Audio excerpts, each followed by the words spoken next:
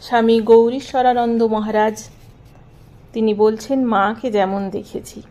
কেমন দেখেছেন তিনি? চলুন তার কথাই শুনি। তিনি বলছেন, বহু লোক মায়ের কাছে দীক্ষা নিয়ে যান, আর আমি দেখি। কিছুদিন পরে ভাবলাম আমিও মায়ের কাছে দীক্ষা নেব। মনে সংশয়, কি জানি, আমি তো বেঁটে, 16-17 বছর বয়স, মা দীক্ষা দিতে রাজি হবেন কি না। যাই হোক, মাকে বলাতেই তিনি খুব খুশি। বললেন, আচ্ছা তুমি দীক্ষা নেবে তো আসন পেতে নিয়ে ঠাকুরকে প্রণাম করে বসো। মা কোষা থেকে কুশিতে করে জল নিয়ে আমার গায়ে ছিটাতে ছিটাতে বললেন, পূর্ব জন্মের সমস্ত পাপ নষ্ট হয়ে যাক। ইহজন্মে জ্ঞানকৃত অজ্ঞানকৃত সব পাপ নষ্ট হয়ে যাক। মা আমায় মন্ত্র দিলেন এবং কি করে 108 বার জপ করতে হয় দেখিয়ে দিলেন।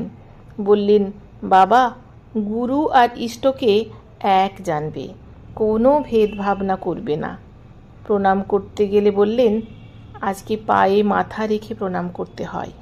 মা 2 হাত আমার মাথায় দিয়ে আশীর্বাদ করলেন ও বললেন, চলো বাবা চলো, দুটো খাবে চলো। একটি ছোট থালায় করে মা মুড়ি নিলেন ও আমাকেও দিলেন। মা ও আমি পাশাপাশি বসে খাচ্ছি। মা মাঝে ওর থালা থেকে মুড়ি তুলে আমার থালায় দিয়ে বললেন, খাও বাবা খাও, বুড়ো হয়েছি, দাঁত নড়ছে, চিবুতে পারছি না। অর্থাৎ আমি না চাইতেই মা আমাকে প্রসাদ দিচ্ছেন।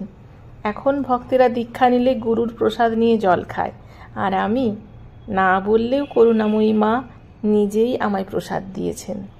জয় মা। তথ্যসূত্র শ্রী শ্রী মায়ের পদপ্রান্তে, 1ম খণ্ড।